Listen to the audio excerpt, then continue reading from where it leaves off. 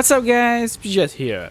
My first vengeant cascade build in this league, and it's a pretty funny interaction with that many projectiles. Let's see what things we got on the damage side. Our skill choice is Molten strike. When you hit the enemy it will spawn magma balls, and all the balls can hit the same target if you slowing down the projectile speed. We scaling the projectiles number up to 11 and we adding to the mix poison with a specific weapon that has this line. All hits with this weapon can poison, and you need 100% poison chance. And of course we use the new annoyment Vengeance Cascade to make all the projectiles return to us. We can use 3 curses in our build because using my favorite unique Anathema, our curse limit is equal to our maximum power charges. Every character can have 3 power charges, so our curse limit is 3.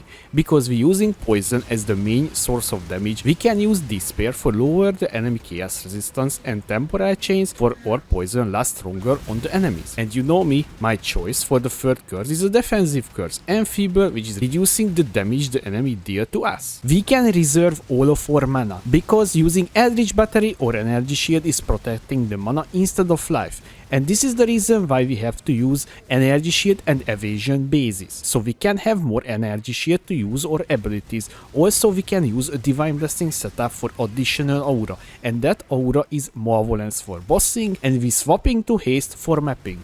And because of that, we can use the Val version of this skill. On left click, Val Haste, which will activate itself if you're moving around. The mapping feels really fast and satisfying. We can use Haste for mapping. Alone this is very good, because we will run faster, also swapping out the Silver Flask for Quicksilver, and the build has really high Flask effectiveness, so we're zooming around more than 100% extra movement speed. When you start attacking a group, you spawn at least 30 projectiles, and because we're using the new attack wheel and the attack mastery, non-wild strike skills target additional enemy. I think because of that you don't need ancestral core or extra strike on your gloves, but of course if you want you can fit in, if you really want to. All the projectiles that we created will return to us, making a funny interaction with that many projectiles. Also, because we're taking Pathfinder as our ascendancy and using Master Toxicist, we have Poison Prolife, which will start spread the poison if our target dies, and in mopping there is a ton of enemy that dies at the same time, smoothing out our gameplay, because at the end of the day we still playing a melee strike skill.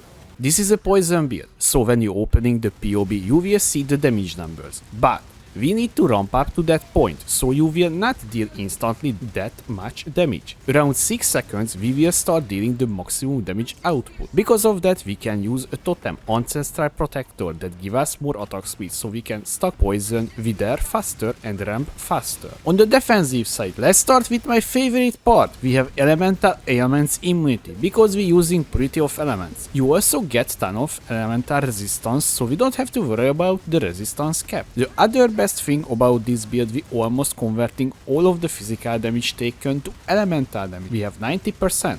Using Lightning Coil, that alone 50%. A unique flask, namely Taste of Hate, that's 20%. Because we have increased flask effect node allocated on the tree. 12% from our Watcher, because we're using Purity of Elements, and 8% from our Helmet Craft. We could have more, but we need the mana reservation from Ether of Words mod pool. Because we take that many damage as elemental, we can use all the elemental damage reduction flask, Ruby, Topaz, and the unique Sapphire Flask, Taste of Hate, so we're reducing the damage we take from the physical that we're converting to elemental damage. Using Petrified Blood, if you not use this aura before, this make us unable to recover over 50% life without Life Flask, but for exchange we will stagger percentage of the damage we take and it will deal to us over 4 seconds. We have insane recovery from our ascendancy, because we're taking Pathfinder, we can use the Master Surgeon node that make our Life Flask still active if our life reaching full, making it extremely good with Petrified Blood. From our Life Flask we get almost 2k life regen alone, and that is up all the time.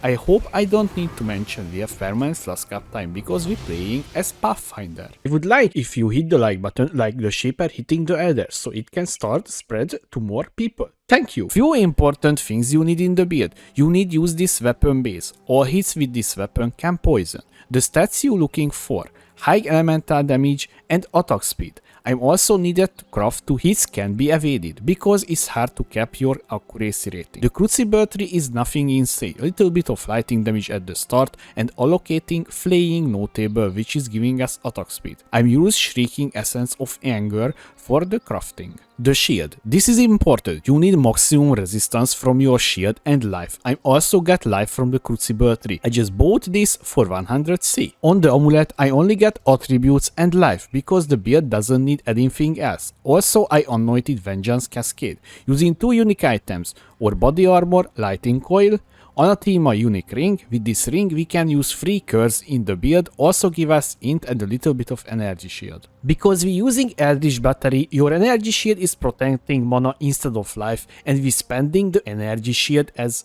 mana, so we need every possible energy shield that we can get, so you have to use evasion and energy shield bases on your gloves, boots and helmet. Flasks we're using is a Divine Life Flask, Ruby, Topaz and the unique flask Taste of Hate, and the Quicksilver while mapping, and you use Silver Flask when you're doing boss fight. All the utility flask need to be this mod. Gain free charge when you take a hit, and all of your flasks need this enchantment. Use when full.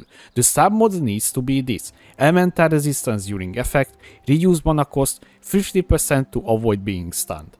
On your life flask, regenerate 3% of life per second. You can get all of this mod from the Betray mechanic when unveiling flasks. The following implicits you can craft with the Eldritch currency. Spam till you get the following. On your gloves, suppression and damage over time multiplier. If you get the while there is a unique enemy or pinnacle boss in your presence, that's also good. On your boots, only the while there is a unique enemy, your maximum fire resistance is increased. I use this because it helps a lot Agni Cirrus Meteor.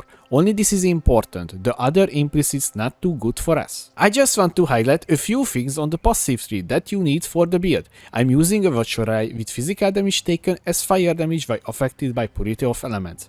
We're taking Pathfinder as our ascendancy.